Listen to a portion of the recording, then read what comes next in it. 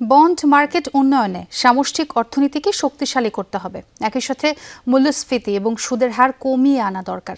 Bond market উন্নয়নে challenge এবং করণীয় নিয়ে আয়োজিত সেমিনারে এসব কথাই বলেন governor doctor Ahsan H Mansur.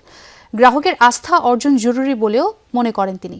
এদিকে অর্থ সচিব জানান, সঞ্চয়পত্র ক্রয় সীমা তুলে দেওয়ার কথা ভাবছে সরকার। নতুন ব্লেন্ডে আরো রিচ অ্যারোমায় সেলন ফ্যামিলি ব্লেন্ড টে।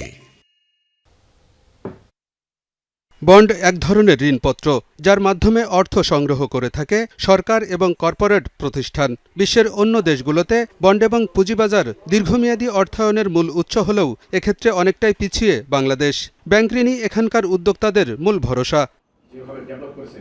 বন্ড মার্কেট উন্নয়ন নিয়ে আয়োজিত সেমিনারে বক্তারা বলেন, ব্যাংক ঋণের উপর অতি নির্ভরতা কমাতে না পারলে বন্ড মার্কেট শক্তিশালী হবে না। একই সাথে দুর্বল বাজার ব্যবস্থাপনা, উচ্চ মূল্যস্ফীতি এবং বিনিয়োগকারীদের আস্থার সংকটও এ খাতের সম্প্রসারণে প্রধান অন্তরায় বলেও মনে করেন তারা। ট্যাক্সেশন একটা big problem. Security exchange commission, NBR, Bangladesh bank আমরা মিলে একটা পদ্ধতি ডেভেলপ করার চেষ্টা করছি। এটা করলে আমাদের বন্ড মার্কেটে সেকেন্ডারি বিনিয়োগ অনেক বাড়বে, গতিশীলতা আসবে।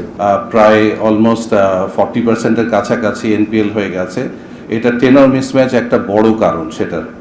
সেই টেনার মিসম্যাচের সাথে যদি আমরা আসলে ওনাদের ফাইন্যান্সিংয়ের টেনারটাকে আমরা কম্পেয়ার করি, তাহলে হয়তো এতটা সিরিয়াস সিচুয়েশন হতো না। অনুষ্ঠানে বাংলাদেশ ব্যাংকের গভর্নর বলেন, বন্ড মার্কেট সম্প্রসারণে বিনিয়োগকারীদের আস্থা অর্জন করতে হবে। উদ্যোক্তাদের বন্ডে উৎসাহিত করতে ব্যাংক ঋণে একক ঋণ গ্রহীতা সীমা কার্যকর করা হবে। সরকারি চাকরিজীবীদের পেনশনকে বন্ডে রূপান্তরের কথাও বলেন governor. True for any country, bond মার্কেটকে ডেভেলপ করতে হলে আমাকে আলটিমেটলি ম্যাক্রো স্টেবিলিটি আরও স্ট্রং করতে হবে এবং ইনফ্লেশন অ্যান্ড ইন্টারেস্ট রেট, যেটা দে আর রিলেটেড টু ইচ আদার, এই দুটোকে সিগনিফিকেন্টলি কমিয়ে আনতে হবে। এই 14% যখন ইন্টারেস্ট, 15% ইন্টারেস্ট হয়, এই ইন্টারেস্ট রেটে বন্ড মার্কেটকে ডেভেলপ করারও খুবই ডিফিকাল্ট হয়।